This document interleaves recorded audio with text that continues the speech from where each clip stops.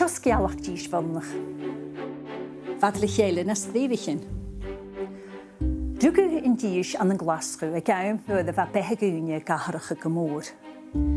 Fad sás as na chealainn an dòigh-beatha úr na hágraí, a déanú an thalhéin mar bhain crí gan luasad. Chud an chuid leananach uafar sé mór an gúine. Channeil téadú Joanna Bannerman beo a chartúlaach an leodd. Ach sin darna sé Catherine Carswell a chhrúthaigh Joanna agus a scríomh i leor a ha crocha go iad a bhór i the bethe héin. Open the door.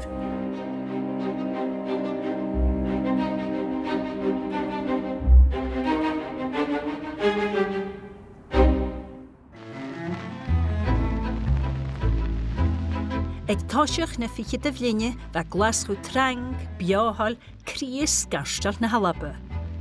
Halleáir Catherine Carswell a genú dealbh de Glaschu is ag gníanamhis áirte, mar darna baile na hímpaireach. The Great Western Road at sunset on a fine Sunday is a romantic highway.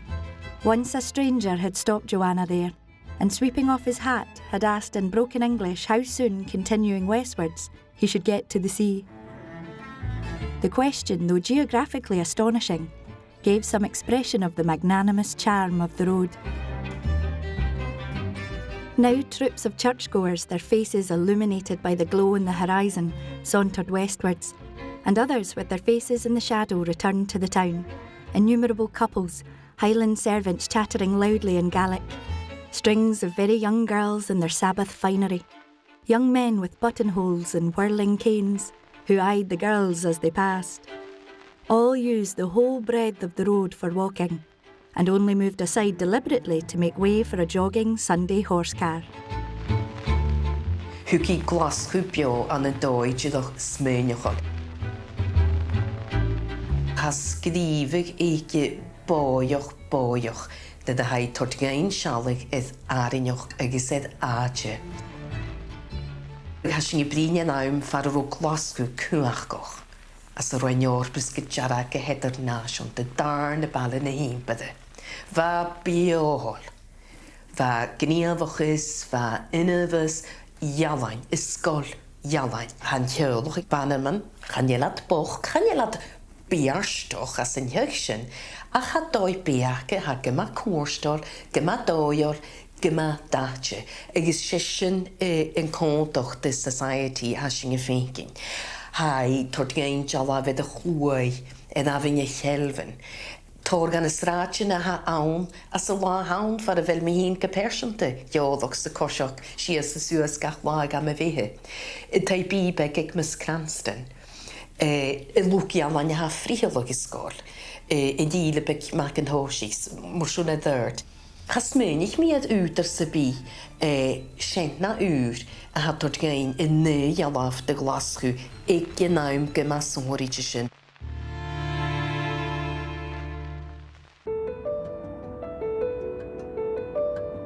Mo thoiseach na ficheadamh lín bheith dòigh-beatha an tlói a gathrachaigh. Bheith ceistin gan togail muna chnéitiú agus na politics stéite. Bheith smuaintean úra dúscaigh mu rialach an tlóig muna chealainn agus cultar, agus bheith smuaintean úran mu náte cethe bethe agus inibh bhoirionnach. Bheith creidú toiseach is críanach, a thu bheith dúine smuaintean agus a feiscin agus a giúnsach a tífargáin ga péin. Mé a hánig chéad choca go do chusin as dúmhas gúine a bheith roie a creidsin agus as a dheoí nach rá agus scach a gan dúh isáiliú chu scáthar sa bheith mar a hachas de héitean na halapa go háireach saitin go léad go dú a chu dóis a bheith dúine tíileag inniu nach ráta tíileag agus chaile a chreidú go mór. Agus hánig isteach cúteach creidú idir dhealacht an dóid a thuh politics úr. Bheith nach go mám sagad sóisialis agus sinnach me go be gá láte. Creidsin an rúta gan ile, an náte bhí creidsin an díomh creidsin an meach go duine an dóid. It's the time of the suffragettes. It's a time when women are beginning to be able to train in medicine, in literature. Carswell herself studies English literature at University of Glasgow but isn't able to graduate.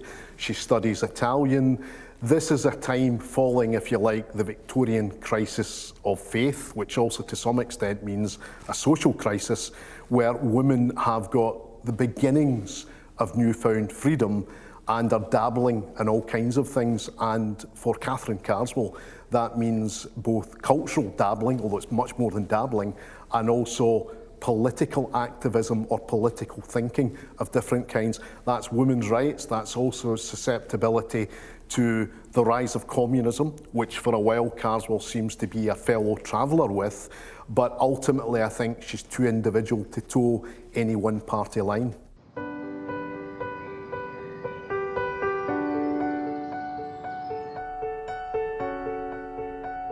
An na nuciad díag sa fichead, gael sich Catherine Carswell a leor seo, Open the Door.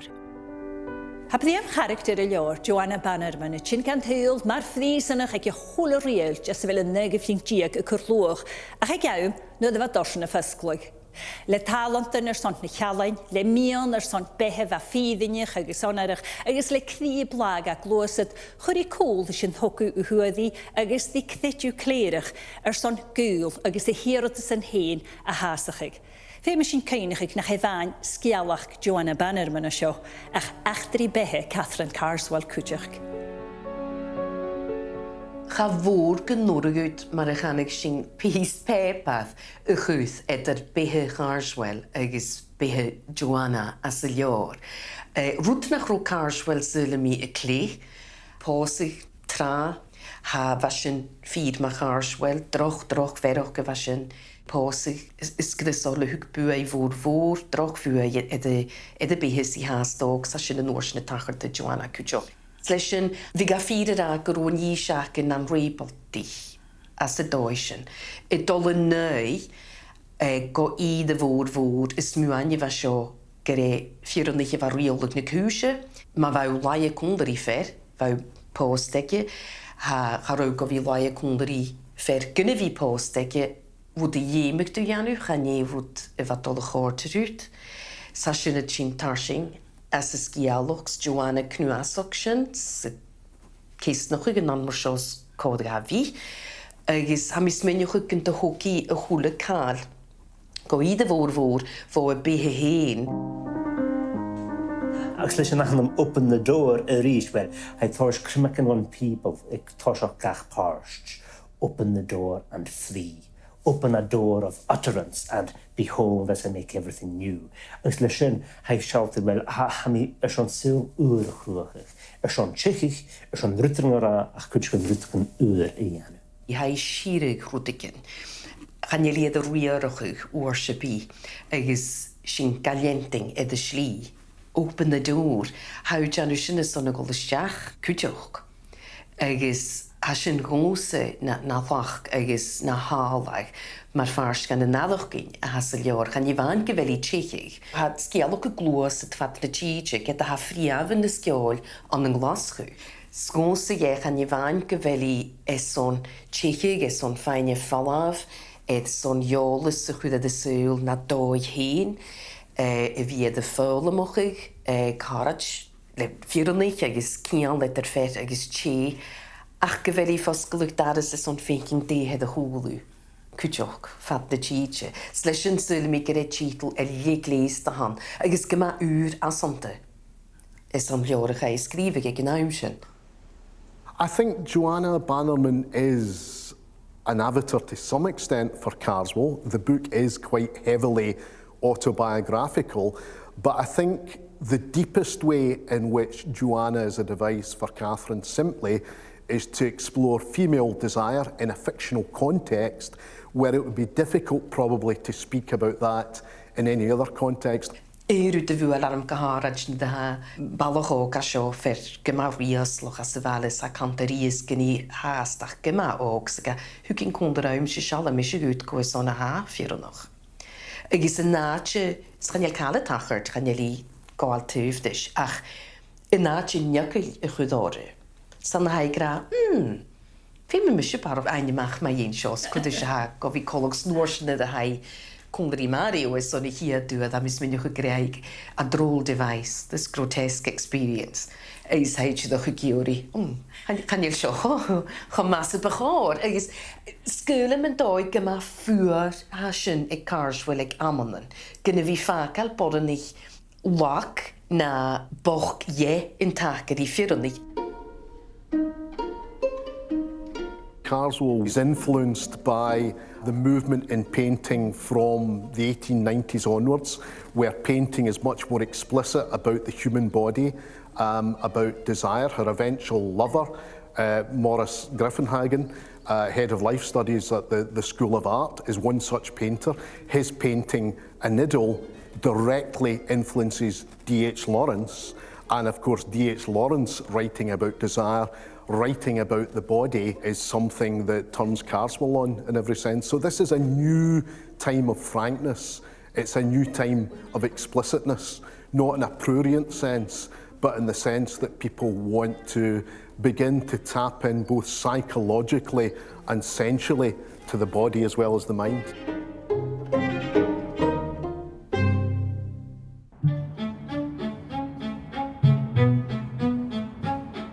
Zhuge Catherine Carswell nig fálainn an Glaschu an Nokia diag 3 ficheadamh diag.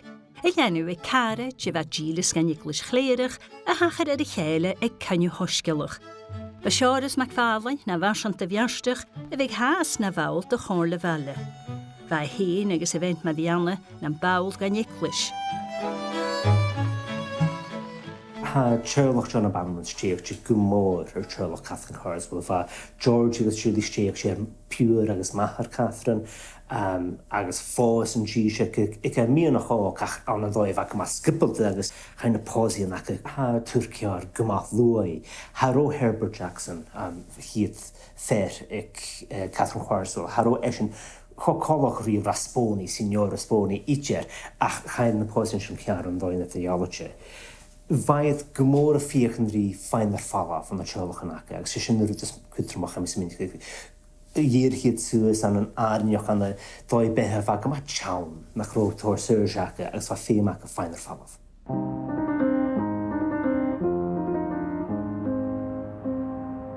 Behiad dachi vig in Sherlock an seo Straid Hill an Garnet Hill. Carsnach gyma dòigh le tehenach a hogal ma vian na nugaflin diag. Va clownake, Gishnian, Francis, an Hoshach agus an Urshan Catherine, and Jason Gishvalach, Gordon agus Grant. Gadi just jeep de Catherine, glúis in Sherlock go ta júr nach rofatse beer falav, is raad run frú. Ma chaite sin leis chuúnta slua a seoch agus sauna ochciad díagachgad sa húna seoch. Schísing cadíad a bheith a fuidach staich achge agus caro a fuidach síú go a heheadán, go a meheadán, go púrna behineiche agus ús ní héin agus ús sin go fetjine geolach ma gúte go sagad gíle brehead achan úr gon samún naniamar mag farman. Agus hiú chuideach go bheith trús searandanach go ha Elizabeth Nimmo agus haise sagad mac a buch na domestic servant. Sa sin is múide go bhfuil go ag am seo sagad nach builnich rang bhíange cúpa. Sa seo mac a bugad dearach go builnich rang góbrach bheas an díomh cúpa an na dóid. So nóir sin a sin fechcinn dia seoch Margaret Macrae agus a sin fechcinn go éis se cóch go a bhíide se agus go héinteach go ramas in an iú. Chearthchocólach go gael a bhíide se le Gaelic agus fa sin go macumata mar a is agin go gael úlach mac a buch Glaschu Ballamón an gael. An nóir sin fechcinn go Helen Ross ann agus faise se banachtar a bhíide se faise coit am cinnte coit a steoi danían vic Fanny agus Catherine Haynes. Fat go mág ag an an céhead agus i ga agus mami ma gúrst ach am cinnteach go Helen sagad Jenno a chuute bhua coit a steoi na hían in a bhaisiach. Agus ha eintinach chuteach ha tar secha daine a hethe sa gra head not husband head. Is sagad ha caran ha am a dóigh Hierarchica patriarchal. Agus císing teolach an heocha fa Jenno gléfa. Ha necarát sgrahel hein persteach ach wat gama cóstal. Weisje vunigi de rank mar a fawgra. Stocha ver in gian van een wochkin bemisse. Migi mochel kan een wochkin wat je mechalore. Wij gama mochel tjene wochkin wat je mechalore. Wat je nog eens eigenlijk ro hahes. Wa gopes shakordige wa ons een paar Glaschu. Agus wa fistrach ma jeng gebochje se wat units. A kolach gro a me kindje gro op de creidmheach na farsi na wat ficheadamh ficheadamh levi tors karm de gúne kolach. Ni lisse me shofier a hascealach gaun ge begisne dol chimichal sales on the Glaschu. Different agus vi ga peg. Da skillen je game to peg son ficheadamh na bedoert de goed aan de greim en je roies te jochort. Soms gefaiet na dúne boch ga shoch na shopet juns na Gaelic la Gaelic an opet. As yn ofle Catherine, chan je marchant de diegi han yn ahad Joanna Bannerman sioltw ach minister Sàr-Sgeòil. Sedefachal, biannichtje, ach y ganyan sin chan je lefen Julie rierichtje le behe. When she felt the stirrings of passion in herself, she was dimly ashamed, and had to reason that after all this world was peopled by God's own ordinances. Only the yielding up of oneself to mere delight was sinful. As for Sholto, he too was faintly ashamed of his sensual self, but it was not so strong that he could not keep it fairly easily in hand. The baffling truth about him, known to no one, least of all to himself, was that at the very heart of him there was emptiness. He subscribed to the evangelical system, not passionately like his wife, but because it saved him from thought. Sholto, dyn le gia, agus le checu an gia. Fair agus ben le chéile dúntje glasje a húf kistjen fische.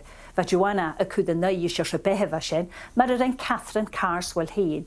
I miske carriagin vig D.H. Lawrence agus chudji hiise esin a tjónt ag párs gan a leoreg e Lady Chatterley's lover go kloskrivig. Cles Lawrence, san an nader va Catherine a lorog fasgag fo vianar a gitjes besen yn hyl fóð. Fat vleonchen van tjöldige Catherine a goal Mount Quarry fasgedd o bernehi an y siarach fiarst maler son surlaichen. A fallas yn laichen sin dim fechgin an y nogje a character a chrwychi, Joanna.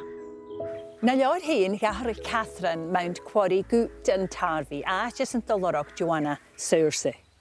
At that moment, the 12-year-old child entered deeply into nature's heart, and for the first time it came to her that she might make of her rapture a place of retreat for future days. It was a discovery.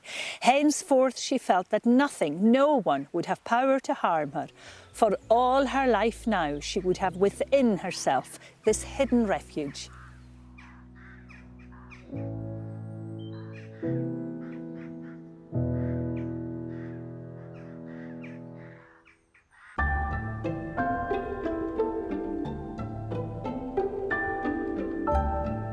A Joanna fastúas na níon fóiach agus hawana seice idir sin.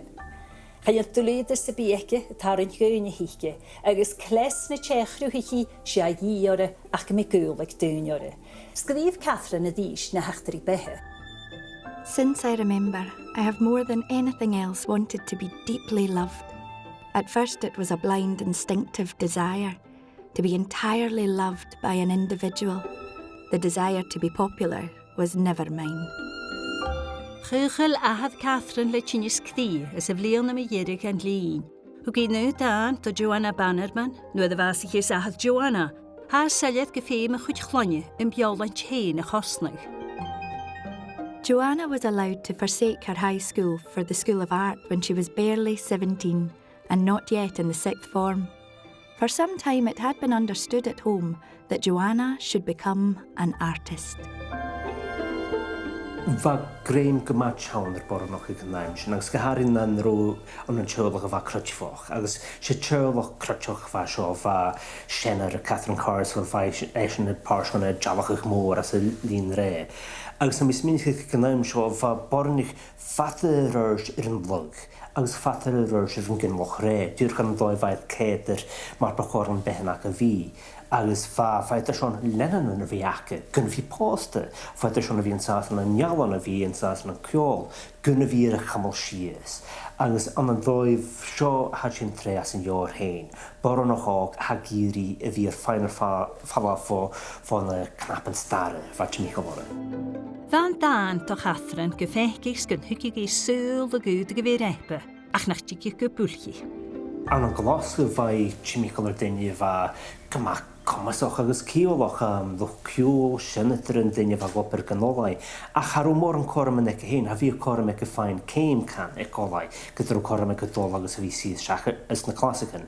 Agus da sin bha le bethe an syrngad gra, gro corm i bhí pársgan til a charón a dói imlan go túr. Agus harú seo go leorí canin. Agus mis minnig roi fiechan rí pútach in dói bethe seo a bha ga chamad seach as ga chamad fór.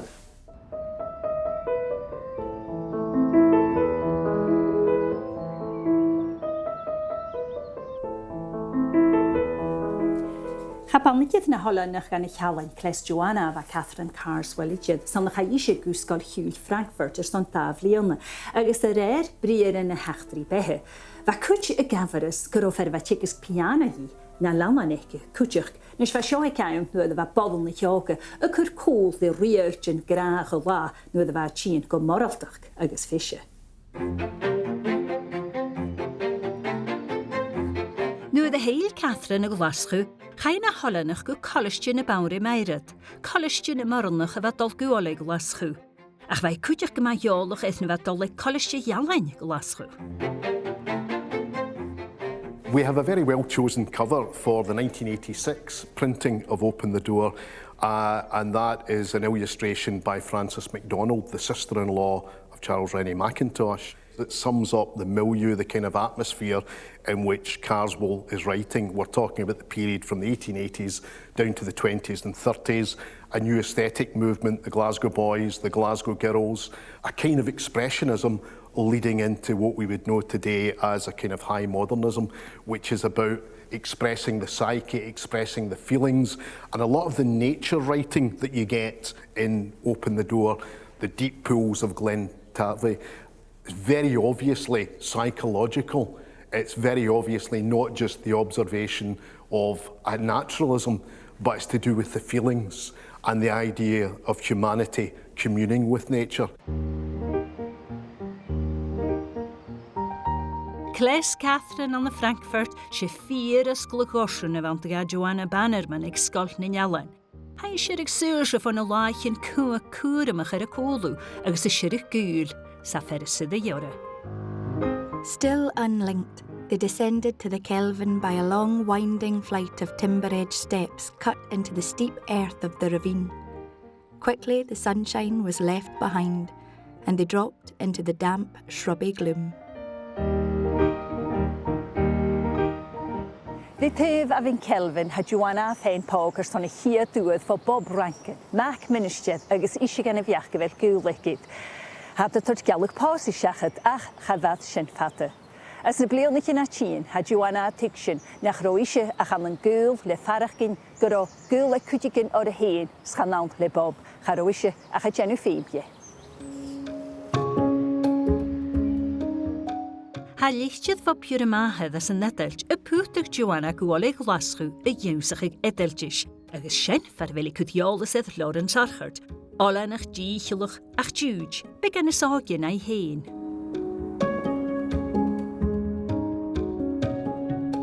Chanya Lewis y big Joanna an la Lawrence boch gach la ha cwrhiolus edd fer edelgich y sioas na cloisters agus sé ha cwant ma agus sé ha tarwynach.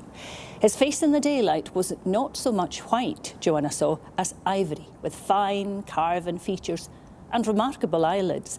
There was something of the hardness of ivory in him too, and under the loose grey tweeds he was wearing, she knew his body was like a coiled spring of steel. He was energy itself, but energy pent, not radiant.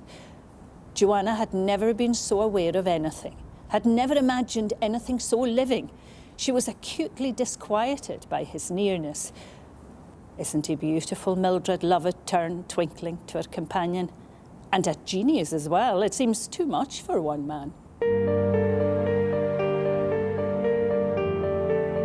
Ha Mario Rasponi anamol is an muintiú Glaschu chur an chochel an cdír an tráid le bicycle dis yn dychwyd a engine. Se engineer cruachol ham, trang as an noleg y jalafachig ichjalan. Dydefach dditsin ach van hwder kleintsin men yn yn sio. Oridjiche an an noleg Glaschu Percy Pilcher. Agus gach berein ac os ichjalan ein can jermelch os cwn path gichelvan grove. Ha Joanna agus yn nedeltich Mario getraum di liamanach. Having crossed the river, the two climbed the farther hill. Here and there were seats on the little semicircular terraces facing the university, and on one of these they sat down. Ha Mario fáinach í meg í sonna a fudach an na céid, lánt a holas na cdéine le báchit agus talachas agus inniuchad a bhí í lianan. Rhac a ddísi go bhfuil céid dionant í prísan agus nach cordic sin idir dhi. Will you stay and go to school there? Mario's voice rose as he waved an arm at the darkening university. Or will you come away and learn from me? There you will have books and bones. Here with me, touching his breast, you will have all that is of value in either books or bones. You will have life. And very soon you must decide. Falaf go tíð na gdéine le céile pásta bheit tuigseach bdí agus fisritú, well, channa tú nach gó sin bhí fír, agus chadó. Hánig I bdíisiach dúil ainche na bainse. This then was marriage. This droll device, this astonishing, grotesque experience was what the poets had sung since the beginning. To this all her quivering dreams had led, all Mario's wooing touches and glances of fire. The reality made her feel a stranger in a strange world. Theirs was not a love, but it had beauty and it served. Agus bhuail sin aram, ha mis minneach a gil sin chá léir sinneach de bhoirionnach a bhí scríbhigh mar fósaigh as a dóigh sin, ag an naim sin, gynnu húla cala bhí lán míl seoch agus flúrichin agus tolachas agus cria. An na Florence ha Joanna nes glaschte an na pthísan nes tsinne na bhai díomh an na Glaschu. Chalig Mario lag ola mach daris la heen. Ha chavúr es a rian le sinniat cles vercúi. What am I? And what am I doing? She asked herself, and her face burned with shame at the answer she had to give to these questions. She had accepted the role for which Mario had cast her. She had drugged her spirit, had lived for her husband's return in the evenings, had dreamed throughout the day of the night's coming embraces. Was this marriage? No, it could not be. Ha mishes minneach go roiéad taring go Mario mar chorm fáinnead falaf as an arsinneach. Fer gyma exotic mar a chanishing nach sin a haun etalteoch jalante gléiste va edochgol. A curious beauty ha mis minneach mar a jalavihi a curious beauty. Vashin gatalach agus idíist chorm fáinnead falaf ach mar a saging von a leor.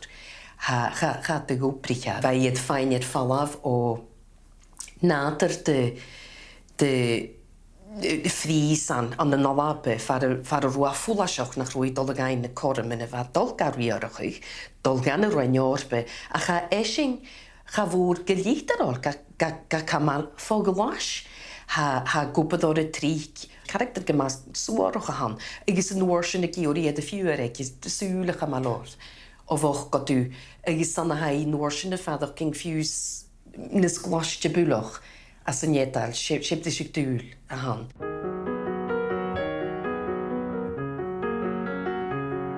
Ach gan rafah go dúrdis chai súdig.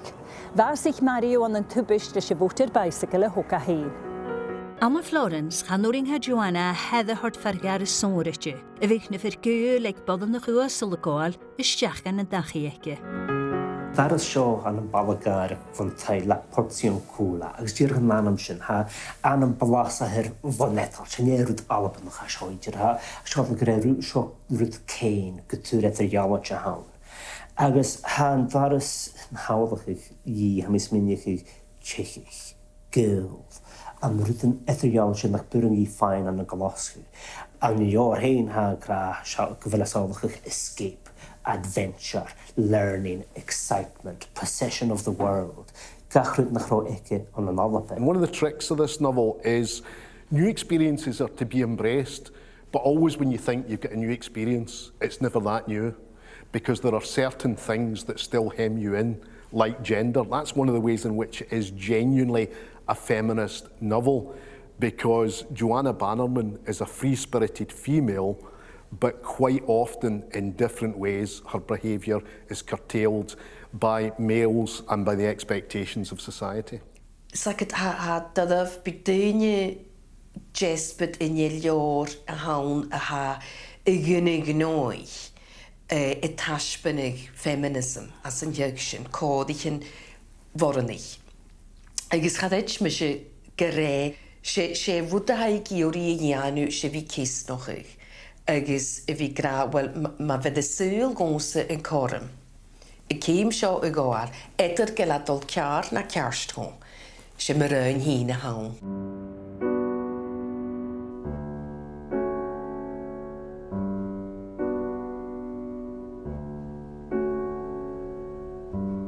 Van y blianach yn ag tasiach na ficheadamh linne Gael le dúsge cultúrach an Glaschu. As va Catherine Carswell ag anoleg vain his vi an sylúr an na líchtrachus sna chealain, ceall agus scalarach.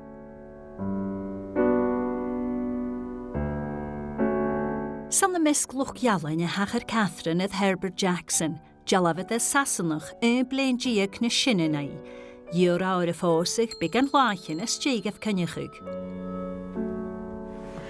Hi there, are you ready to order? I am indeed. Could I have the Darjeeling second flush, please? Of course, anything else for you? No, that's lovely. No worries, I'll go get that. Chris an gúilh go cheanúide, sudaide chafagach an gitarint na novel hain, a could Joanna Bannerman an nurse or slí. I have your tea for you. Thank you. Agus cles Joanna sa leor, chai cúsin fat a cear ga Catherine hain. Nuair a scríbhí múnaigh Joanna, Mario, chosmachgal agus choafrasach van jalafar in naigh go hain Herbert Jackson, ach díadach go Jackson na bevisse. Va Jackson mianach le tsin seintin, paranoia, ga bhealach hain leinichint nach roáun. I gamelin va fiaich farnearstach. Charwa cretsin gomúrin gas an clown a dhénig, agus nuair a va Catherine traump le lénu, va muig a most. Diadach cóig mías an dealbh pásig, cha I chud go ospedal tíaritje son a chóir ga bheith.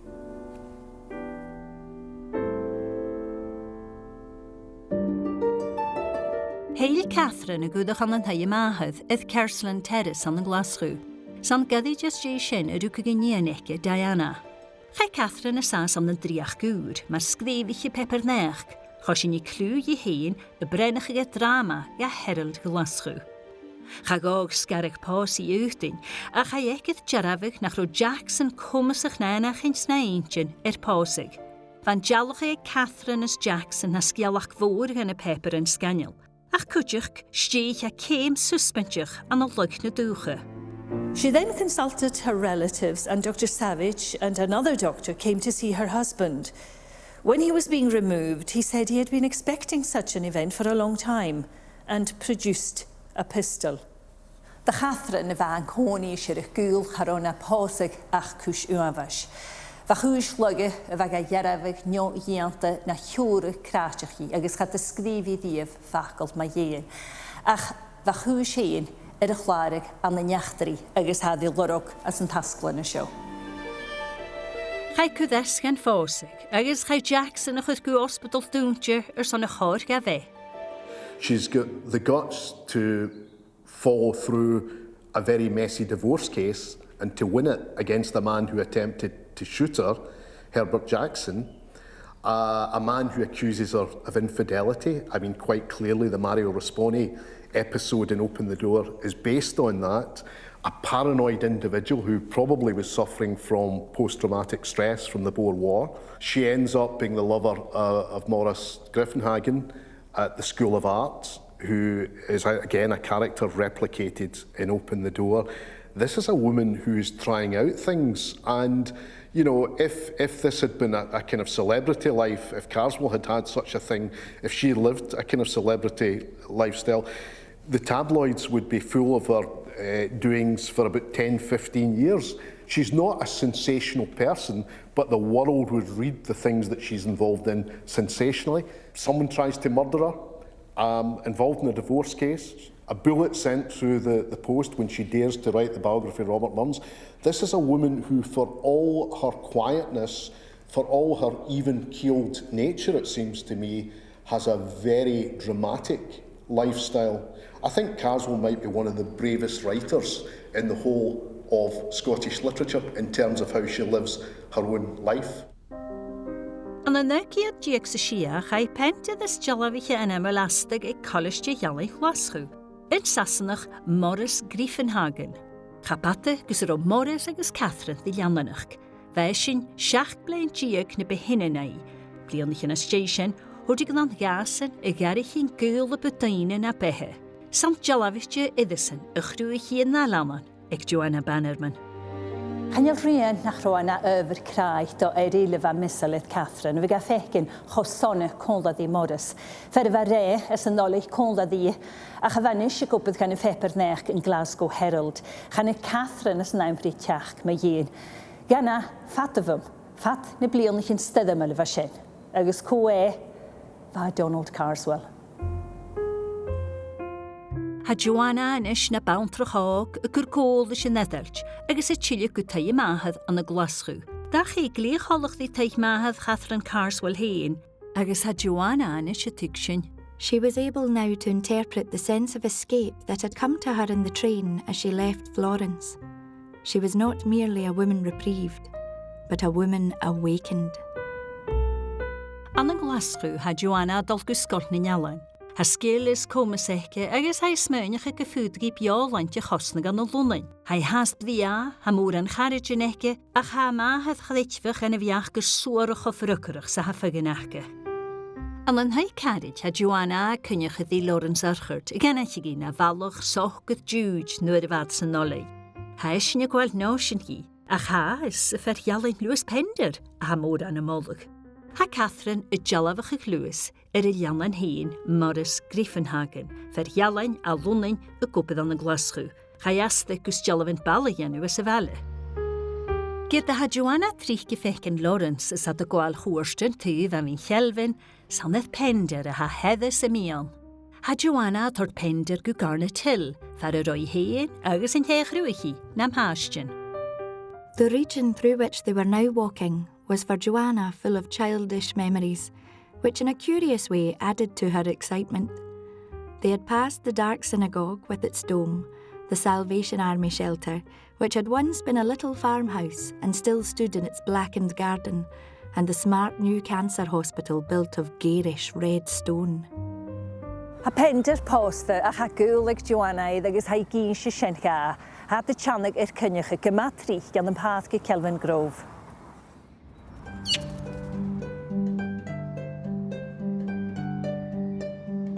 Both were quite careless of outside comment. They were absorbed in the unending debate and conflict between them. Soon they became lovers in all but the final abandonment, and this was never out of their thoughts. Gile Catherine Lawrence mar charid fat yn hiwl, ha eisiau has diwj na nadar y lentynnydd lesgoleddach, gys grwyd y cultar agos gras yn gynnu. Yn y la, agos yn ddisiach y cosiach di tyfach anal, ha gynsi i gyhwbon gyfel gwyl ag iore agos gyroedd iaf. Cha nad as ddisian, gos y fel eisiau cwdlichtio ddigi y granach heli jonach cynnych ydys tylig, agos hain o'r rhan y tjont ac o liananach le Pender. Ha Joanna falaf y gwydach y lwnain, agos ha jalaf yn y cosnwg na ni chwysgi, am hen hainus asgyr Pender, agos edrych fe'n. Y glwysyd gwlwnain, mae rhaen ha Joanna lientyn Catherine Carswell, agos y dòigh-beatha an afysych. Mas byn y gybyg sganial. Gybyg sganial ydw. Sagad y diw hangys yng Nghymru. Dartje, ha ddydach dy hyg hyn, ach yn o'r sy'n faisio, mae gybyg y dian rwdig yn y fa gymor yn o'i, mae'r efa dŵn i ffechgyn y bychodd y lehyd sy'n y fi.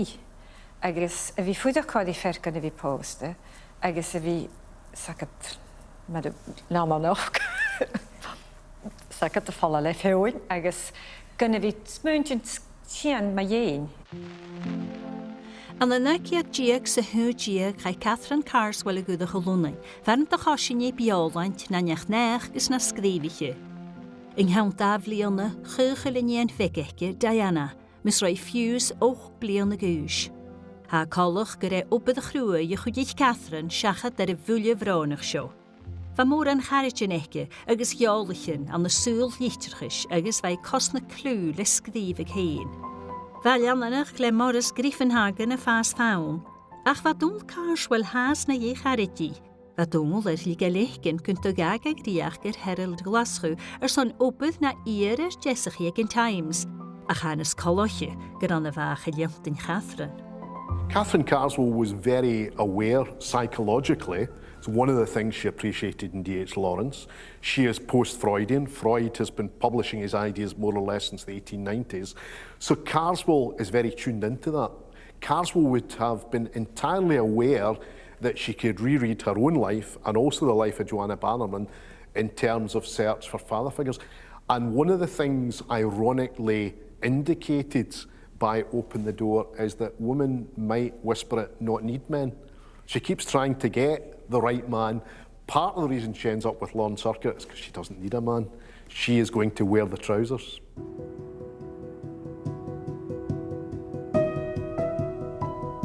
Seo leorlain a Vigil an Glaschu, a leorlain gadú yn teaghlach Catherine Carswell na líte chineice. Susan, what do these letters tell us about Catherine's social and literary connections? Well, they tell you quite a bit. There's groupings of letters, I'd say. They've been arranged into different groups according to whether it's friends or family, business associates.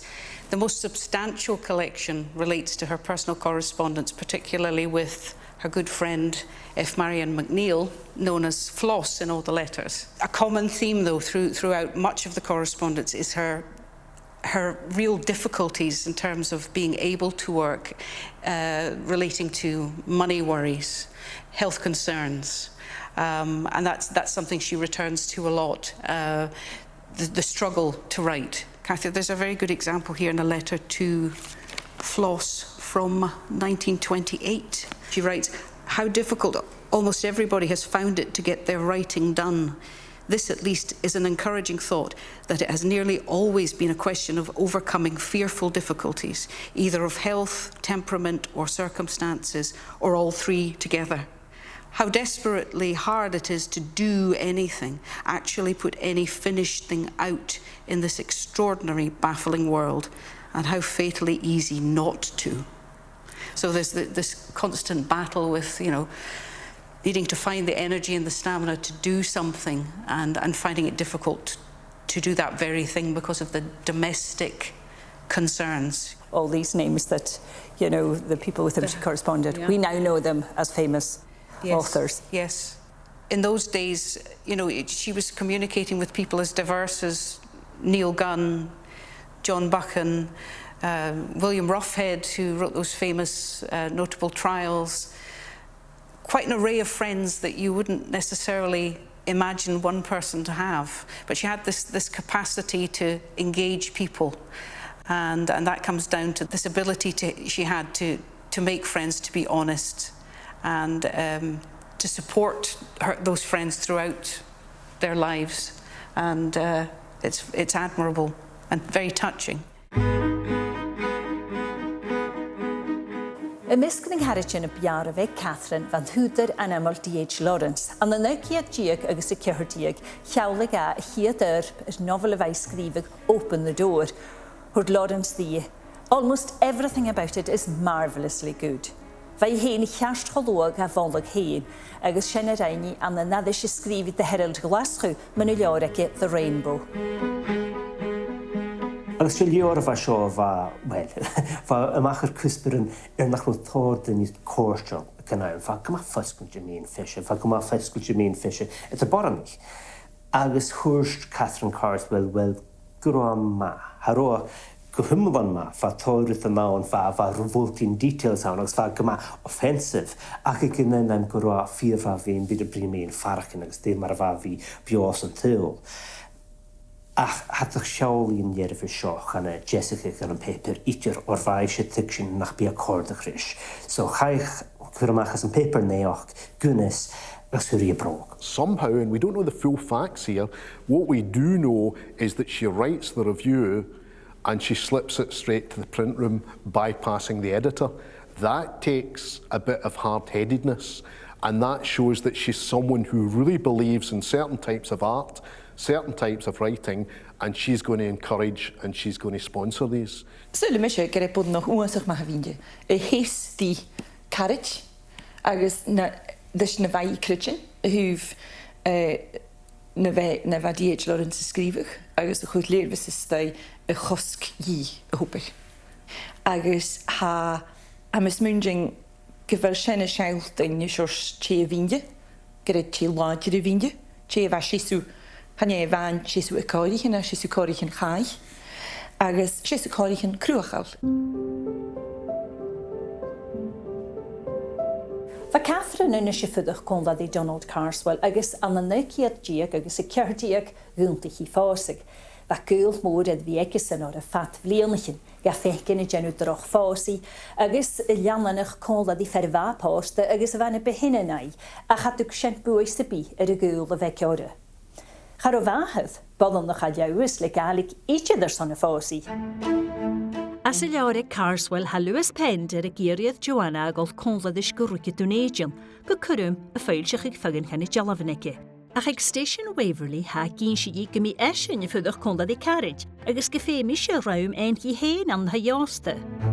Yna fadyn y caracain y Scot ys draed y ffnawsa ha i cynnych iddi carriage a ha gyn si i gyfer Louis girach yr falaf y tren o Lwnnyn. Somehow Joanna excused herself and made her escape. Lewis was gone. It was all over. No more hope. Mae'r ffars gan y lys ar y fel y cri y ffeimach ha Joanna cwyd y hwy ar y naach ys ymig yn tiolwch y gwael sŵrlaichen, y cynachig laichen y hoge. All these years in her striving for the world, in her keeping Lewis Pender as her centre of energy with the whole force of her wits and her strongly disciplined will, she had been madly oblivious of the sweet hint vouchsafed in childhood. Ta gwyl basig e dantarfi, if I forget thee, o dantarfi, y ddysg, cho bartachor, cho romansach, y laie, y mysg si hanyn, agos edd y niad, agos i smynioch agos y janw mag y meich plane, de sŵl hag o fi repe, ha dantarfi, mae'r charid si, agos y ddysg gyda hai siŵl ffat ysfarsing. Schaneli awn gyffysigioch hadantadfi na ciawn mae'r gymryd gatalach eddash ffat dy tîdje agos yn cergl yn wars na chyn slan agos san awn hailwarach si agos tolochus. Ydych an hawl ha gymwr mae'r ffarst ga ysbryd agos a hanam. Agos am ysmynioch y gyrra rwda ha Carswell y gra chanelu gofied y wan o'ch eich. An y balamŵr a chai y chrwchych le mac yn nynnu. Chanelu gofied o chwan o'ch eich, gofi gynadar y marw hyn gyda fi bio y mysgysŵl mar a chai y sŵl o chrwchych a sy hi a dadje. Agus am yn ddwy fel dolarasg gynadar, dolarasg am y dwch, y siôn a fi ffain bastich, siôn a fi ffain a fioch yn ddwy ar chwaragan. Agus siôn a hatach gyda'r gynnior. A dolarasg dantarfi, farro yn tiolwch cwsiachat sawrian, agus hai ffain brosnach agus piprachig. Ha rwyd yn y chyn y fan nadar, mar a hatach yn siôn a Neil Gunn, a Lewis Grassic Gibbon on the Sunset Song, farro fel i ffain cwch, farro fel i ffain stoch y gia nach ro eke am y ddwy Ures y fehe, groi'r sgarach fan naclwys ach fa rwyd yn crutchfach cwach goch y chi'n tron nhaini'n tro na crefyn ag sgahar y tron na hioen. Lensyn Joanna fo ogegu unnöfe yn hor gwyl agos edd ffein isrychi, ach san y siof a rhain a pasje a haigal dorog. Chanyelisig Joanna haast the show a chanyeli bwlach na hyner. Ha Lawrence Arkert, Lawrence a hachodji lyski edde hyn chaldorog. Chad y hasty, ach nu the chi I session hai cdysatigi na jawri. There was no real recovery for her but in his arms. If she fell short of him, her heart would break. It was breaking now. She had to keep her hand pressed over it. Why did he go on so fast and never stop? A fury of anger against him ran parallel with her desire. She loved him, needed him, hated him, all at once. Well, that yn gŵl agus heddiw fi, sio I glach dy chawn na gardanan, yn jay blionnich yn môr efo Lawrence cwtidi Joanna, ddych mar y gwyddig Donald Carswell son fi conda di Catherine. Catherine Carswell herself is constantly attracted to dysfunctional males, and Joanna's track record in Open the Door isn't that great. She resists the nice boy, which is quite a good instinct, time and time again, but ends up, after a series of bad boys, getting the virgin. And that's one of the things I like about this novel. Usually, you know, in a Mills and Boon novel, to be a wee bit reductive about it, the man ends up, the doctor or the dentist ends up getting the virgin. Here we've got the free-spirited female who ends up with the virginal Lawrence. Gyda ha Joanna tílech go den tar fi gysirach fiarst. Hai tílech, hai ni le farach yn cors o socher efo sio like sio unam hyn. Hai tílech go archi far a ro taisauriachga. Hai ni le tílech an archi gan bwyni. Hai farach yn cer academic an alam yn Catherine Carswell. Agus ha hast fydd yn ochan. Hai galorach hyn an y nader. A hai hast. Hai na jawn ysdwi fydd yn och. Aniel mysio mar lifeter y ferach gain gyfal mi edma asochwch. Agus gyfal mi y tigsing Joanna agus gyfal Joanna fas hwn I hire sy vinse y geri. And I think the end of that novel doesn't necessarily betoken a happy future, because Carswell isn't interested in that. It just represents a choice. And if you look at what Joanna Bannerman is doing throughout this novel, she's exercising agency. This isn't the kind of traditional 19th century novel involving female experience, even in great instances like Jane Austen, where the woman is in the domestic sphere. This is a woman who moves through space, who moves through time, who moves through different experiences. And there's never a right or a better choice to be made. There's just another one. And that's the triumph of this novel. It's a female with agency. Kan je la korte ruim se vi Janus Skarug etter gedéan de jaar is on fhèin dean jaar is on bonnoch. Ik jedig gnoi se Sgeòil Gema heen tarin joch han. Agus chanie geweli Janu môr is on bonnig. Ha tor mornes eintje nicht in ashen. Agus sille mi gerechen stoche hai kosioch etter shin. Agus Jiddoch vi gra a sio person te gain jule. Sio Joanna ach chadi ga les vi marsin gan a hula bourgeois. Sir rud is kutter miche gevel en koreman agus gevel u heen de wien de chogunig die houtel de janu agus korsan agus college. Chai a novel Catherine Carswell eil sich gan na neukiad diag sa fichead. Sgeòilach bodan na chog a Glaschu toiseach na ficheadamh linne. An tair gŵl agus bethe erichigi. Glea ard gúis. Well, very messa gwyr grey ard. Han ydy'r chyn o lawab ach am asasin agus ansans fach yn unig jyn yr hanig open the door amach. Chai gach yor hi erexes hi tol amach. Chai chorus 9,000 erec agus van Daily Telegraph use a graag ar o sio mar 4 contribution go literature sa fawn agus LA Times cwjoch. So fa spéis y gyhlydd yn iawn, fai gyma ffasgyr torch yn ysgrifr yn Bloomsbury. Ac hamis mynd y gyrosin arosin i'r ma am y malapans ac hi byn y galaf. Gyrach fi tor spéis gan ysgrifr yn y fachin. Gael si chi nofelele yng nghawnt a flionna, agus as sin echtri beheg y maffysgyltio mewn Robert Burns agus cwtioch D.H. Lawrence. Das gyddifiche y chwdig wafas dyn y cwg. Kan je gyr grwyd y siantyn i fi piprwch ag fai gyr I fhèirionach go fi ond sgachlyd a fai sgrifach hamis mi. Gyrw gymbi'n fhèirion agus rhaid ni job of the Burns as yn yor ysgrifi if a siantyn ben gresio Cwtio'n fa bio, hane gyrach a suachanta chi a hawn, hane gyrach eilfai a hawn. Cwtio'n fa bio sy'n teil ys rhain y merach gan. Agus har seo y cordach rhywun orthodox Burnsites, mar fedd gram i nein. Agus, wel, fa ddynystir lachlyn MacLean Watt, y brin na haif o'n ard Uclish an y Glaschu canach nior ysgrifi. Agus hwri pillars y ffost fo cwdigan. Hanil is ac yn co ac pillars y ffost yw'r tor sgrafach hi a bchorwyd siofi gram i yn Burns eacher. Gwydych Catherine an y lwlyn I hen sy'n ynyg y dôl agos y Mac John, fa dôl na haich caddach fat na blielnich yn lwysgynach. Chwchlad nwyd y lyg tramaidd yn thraid, nwyd y fan y solish teremysdi y gawm ych hogi, an y nygiad diag agos daiched. Chwchl Catherine sia bliel na sy iei. Chabata gws yn iach lioreke open y dŵr hiechyn.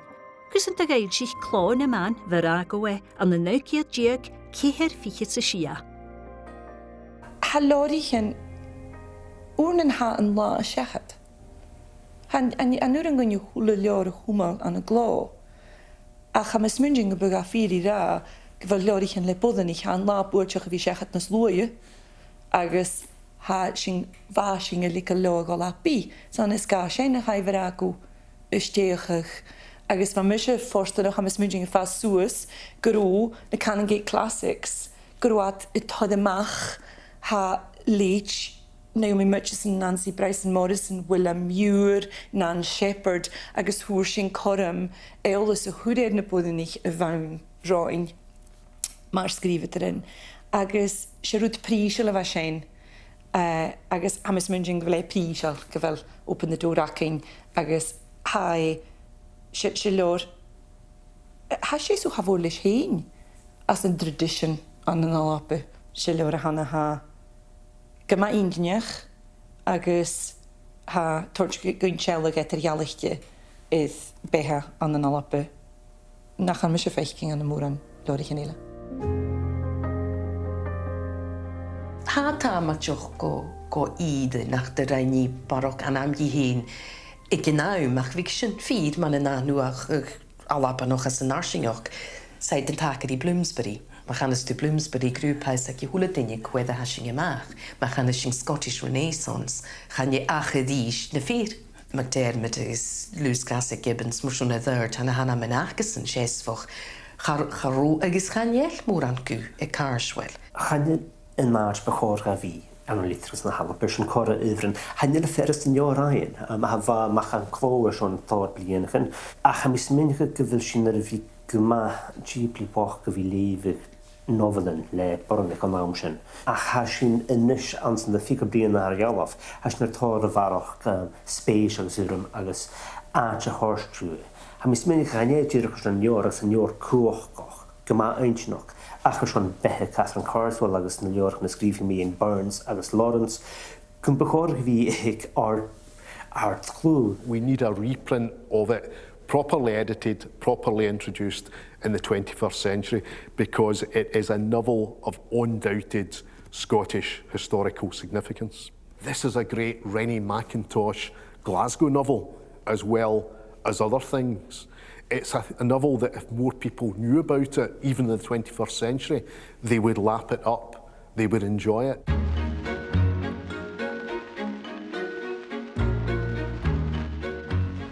Catherine Carswell bio I gawn hwyd fa môr an y gaharach ag an y sŵl foddelnich. Mae ha ywia gwpein an y neachtar yn ymblielnich yn sien, agos as y lichtrach as a hannig gasta, chan y lacw a chan iar ecke ysglwg. Open the door.